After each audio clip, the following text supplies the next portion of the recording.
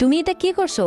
আমি তো শুধু দাদির মেকআপ করেছি। লজ্জা করে না একজন বয়স্ক মানুষের সাথে এরকম করতে? বদমাস, আমি তোকে মারবো। যদি সাহস থাকে তো উঠে মারো আমাকে। প্লিজ আপনি কিছু সময়ের জন্য বাইরে যান। ও প্রতিদিন এরকম করে দাদিকে বিরক্ত করতে থাকে। দাদি ওঠো, আমি এখানে আরাম করব। আমি আর এসব সহ্য করতে পারতেছি না। কেমন নাতনি তুমি, দাদিকে উঠাই দিয়ে নিজে শুচ্ছ? আপনার কি সমস্যা? আমার দাদি, আমি যা ইচ্ছা করব। দাদি, আজকে আপনার নাতনি আসেনি, ওকে বাইরে বের করে দিছি। আরে না, রিয়া অনেক ভালো মেয়ে। আল্লাহ আমার দাদিকে সুস্থ করে দাও। উনি ছাড়া আমার এই পৃথিবীতে আর কেউ নেই। তাহলে তুমি ওনার সাথে এরকম করো কেন? আমি ভয় পাই ও যদি খারাপ কিছু ডিসিশন নেয়। দাদি, এটা তুমি কি করতেছো? আমি তোমার উপর আর বোঝা হয়ে থাকতে চাই না। এমনিতেই একদিন তো আমাকে যেতেই হবে। অযথা এসব ভাববা না। তুমি তো আমার জান। যখন ছোট বেলায় আমার জ্বর হয়েছিল, তুমি তো আমাকে বাঁচার সাহস দিয়েছিলে। এ তো অনেক মজাদার, আমিও তোমাকে বিল্লি বানাবো। আমি ওনার সাথে এরকম করি যাতে উনি ডিপ্রেশনে না যায়। দাদি, একটু আগে তুমি হাসপাতাল থেকে এসেছো আর এখনই ডান্স শুরু করে দিছো। ধরো রিয়াকে। দাদি, এখনই গোসল করে আসলাম, যেতে দাও আমাকে, নোংরা বানাইও না। নোংরা তো হতেই হবে।